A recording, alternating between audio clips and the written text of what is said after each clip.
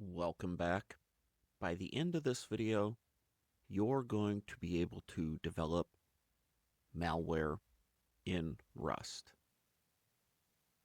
This is something that we did very similarly in a previous video, but in that video, we took the approach of developing the malware in C.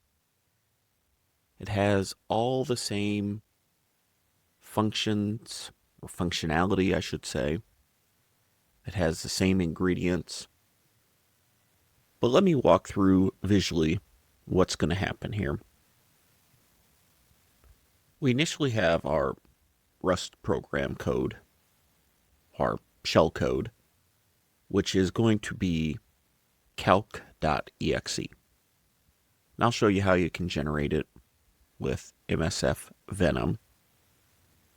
But in stage one, what we're going to do is we need to allocate the memory. We need to write it. And that is similar to, or is, VirtualAlloc. Next is VirtualProtect. So we allocated the memory, but we need to make that executable.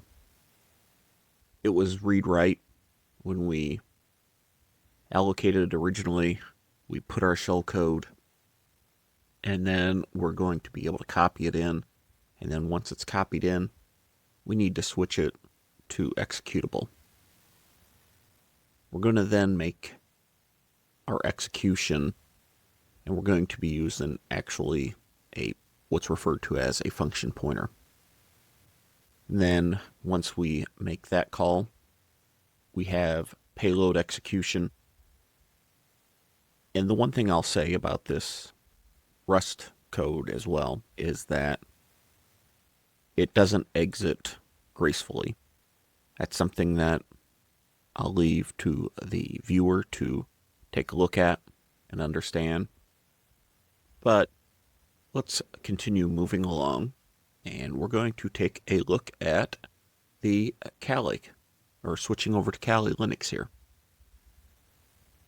so that we can use msfvenom to generate our shellcode. And as you can see here, msfvenom tacp, Windows 64 and execute, and we're going to be executing the command calc.exe. And we're going to be outputting it using Rust. And the one thing I'll point out here with Rust is that it gives you the buffer and then the actual 276 bytes of payload.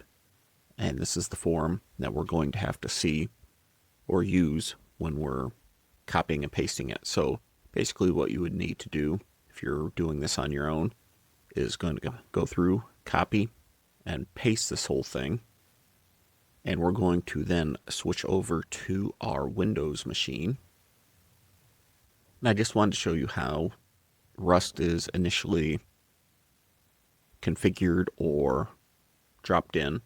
We have our Cargo.toml file, in which we are putting our dependencies for Win API. This allows us to be able to access VirtualAlloc, VirtualProtect, and any other functionality that we would need. But pretty much that's the only items that we need for this matter. Now we're going to move over to main.rs. And so I switched over to the source code here, and let me go through and explain what's going on here. This payload, again, is similar to, or is, the actual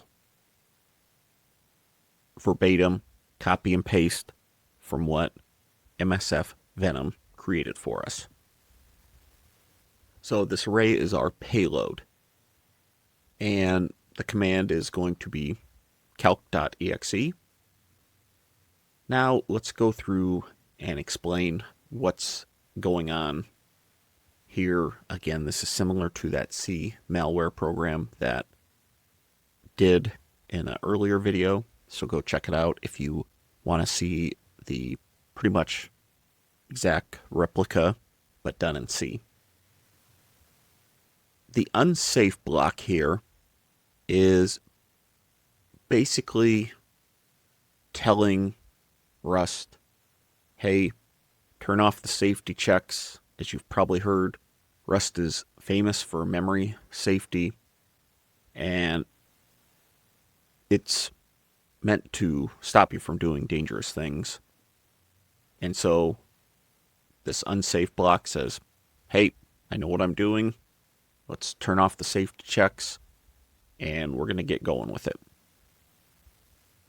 The let memory VirtualAlloc line here is saying, hey, I can't run code just anywhere in Windows.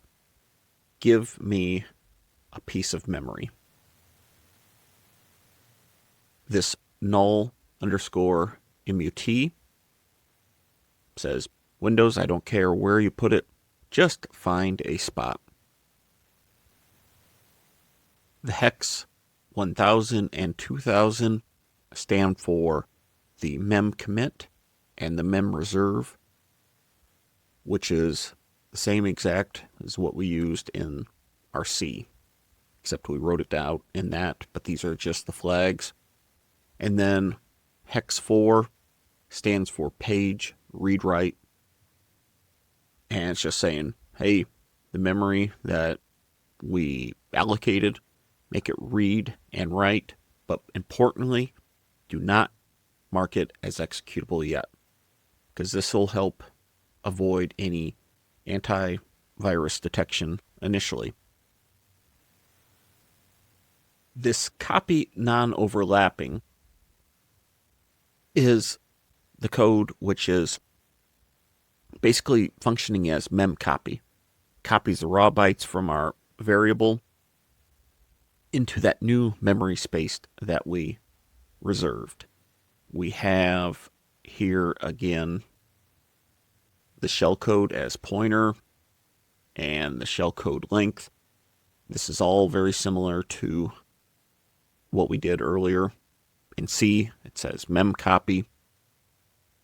Next, we need to initially set this old protect to 0, which is just something that we're just setting it initially to make sure it's, I'll just call it zeroed out, but we're going to then set the VirtualProtect into the changing the rules to execute. So it used to be read write. Now we're saying, hey, that memory that has that shellcode in it now, well, we want to flip it over to execute and make sure that we can go ahead and, yeah, basically executing. Because read, write, execute memory is a massive red flag for EDRs in red teaming. Please note that, yes, we're flipping it in this case, but it's flipping it to read, write, execute, and this is fine for demo purposes. But we can use VirtualProtect using it other ways, and that's something that we'll do in future videos. All right, finally, we're getting to the transmute piece here. This transmute is a special Rust function that basically forces the Rust compiler to treat it as a function pointer. In other words, RIP, that instruction pointer, jumps to our memory block, sees our shellcode, and starts executing it, and then voila, the calculator will pop up. Well, hopefully. So, walking through this code, this is the moment of truth. We are going to type cargo run, And once we do, we should have calc pop up. And we have calc. As I noted earlier, especially with this error here, this didn't exit successfully. Again, this is as a result of our program not gracefully exiting. But for the purposes of this demo, we were able to walk through what you need to do in order to generate malware within Rust. We allocate the memory, we copy the shellcode over, we then flip the protection using VirtualProtect to make it read-write executable,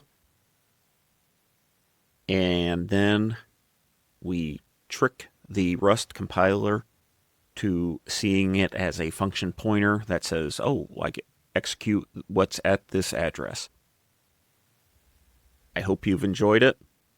Make sure to check out my other videos that are popping up here.